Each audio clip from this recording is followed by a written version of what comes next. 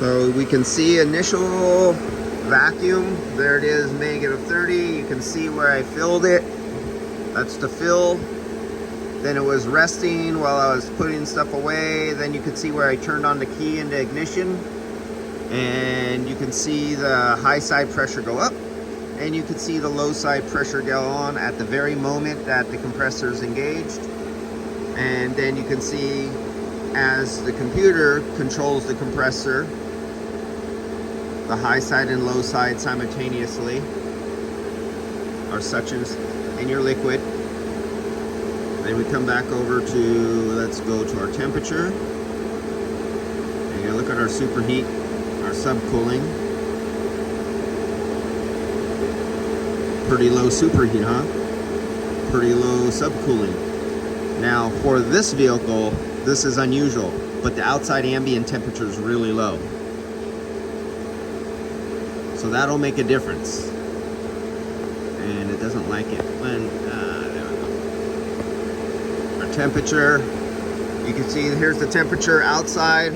So our outdoor temperature is 60 degrees. If it will focus, come on, focus, there we go. There you go, 60 degrees.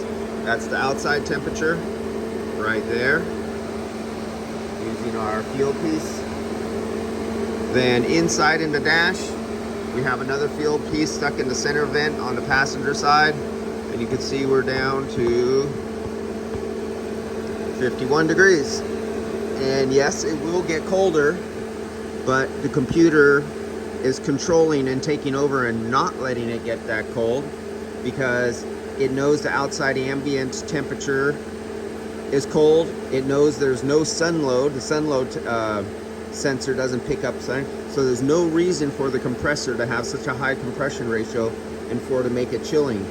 So you will not see a cold temperature on this year make model vehicle like you will some other ones. They go, well, it's cold outside, it should easily get down to 39 degrees.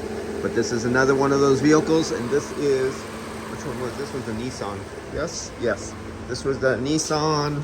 And this is, what year is that? 2018, 2019. And it's a Sentra.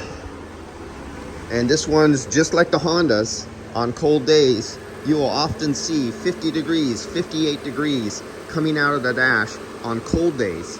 But then you'll see on a really hot day, and when the sun is up and it hits the sun sensors, and the sun sensors pick up a really strong sun, and the ambient air temperature sensor picks up high ambient, it'll kick that variable displacement compressor into full displacement, and you'll see the low side down, the high side go up, and you'll see the temperature go down to 39 degrees.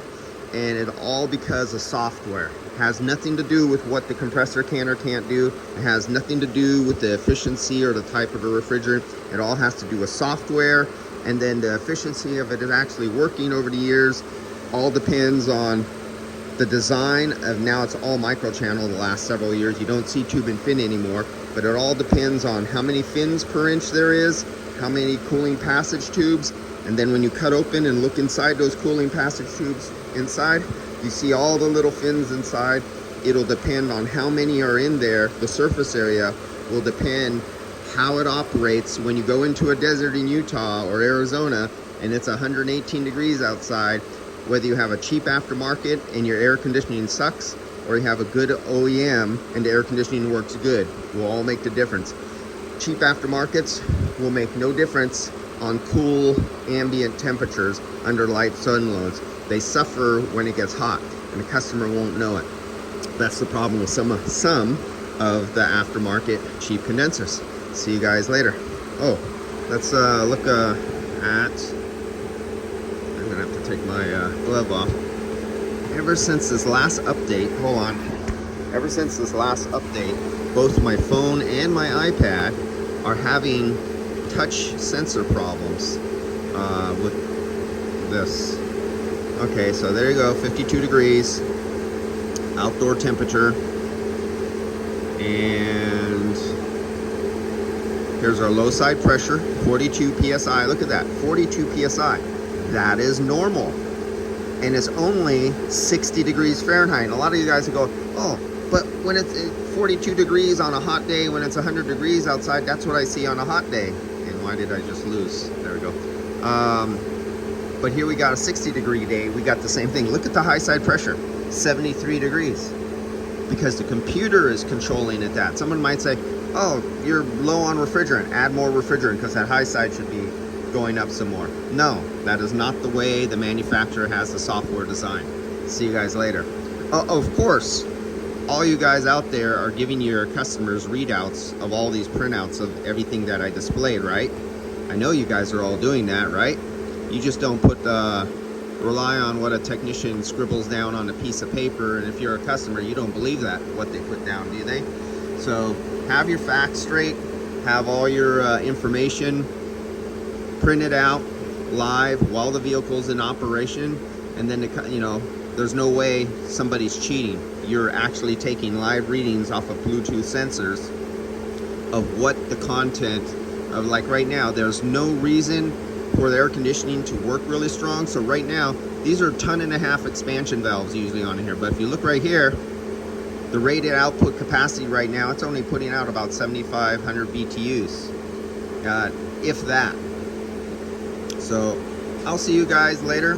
And this is what every customer should be getting. There should be no excuses why a customer should not be getting this information.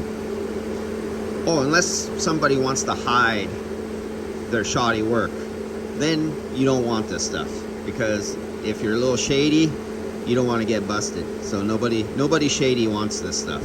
They just want to write stuff down on paper. See you guys.